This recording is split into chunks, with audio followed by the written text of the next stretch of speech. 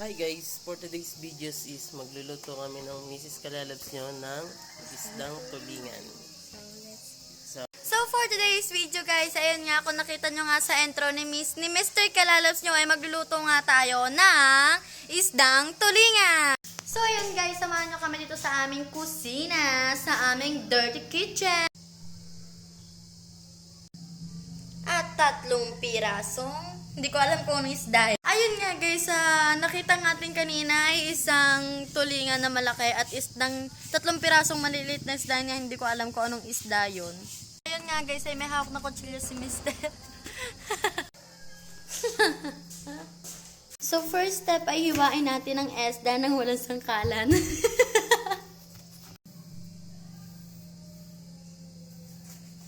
So, ayan nga guys, at padalawang hiwa na nga ng isda. Nadurog pa nga po. At habang inihiwa nga ni Mr. Kalalabs yan, ay tinitignan niya po yung isda kung madudurog o hindi. Bakit ba makasulan sa kalat?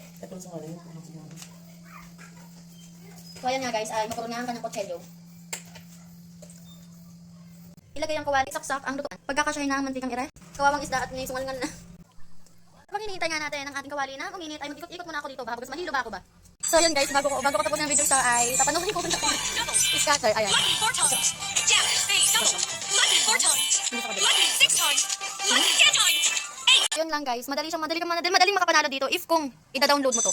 Yun. So yun guys, napag-desisyon na nga na yan ay ipiprito lamang at ang ulo ng tulingan ay sasabawan daw ni Mr. Kalalabs kasi sobrang sakit pa nga daw ng kanyang ulo. So for the go! At so yun guys, dahil pare-parehas naman tayong may alam na, first step ay lagyan natin ng sina. Tulingan at saka hindi ko alam kung anong isda to. Walang buntot. Siguro. Saan galing? Huli nila.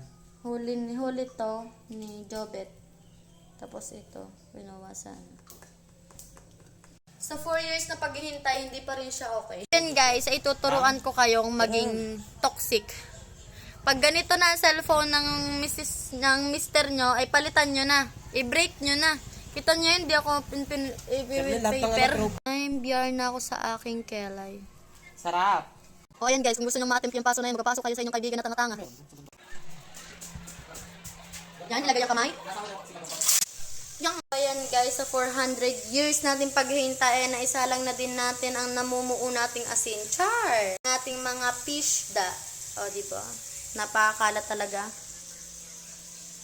Yan ang tinatawag na dirty kitchen. Ang aming home. Paglabas mo dito ay marami ng home chismosa. Kincha na.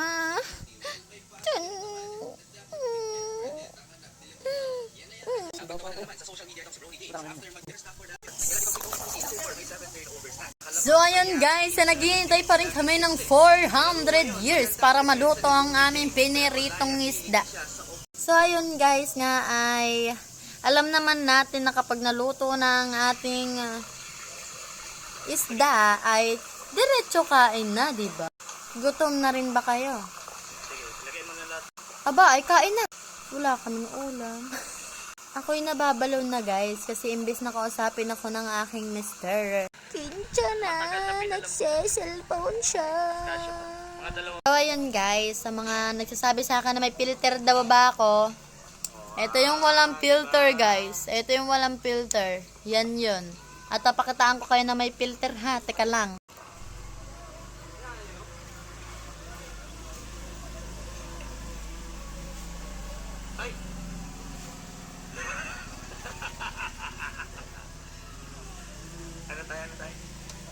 Ayan B, yung may filter. O, kita niyo yan? Yan guys, pabaliktad tayo.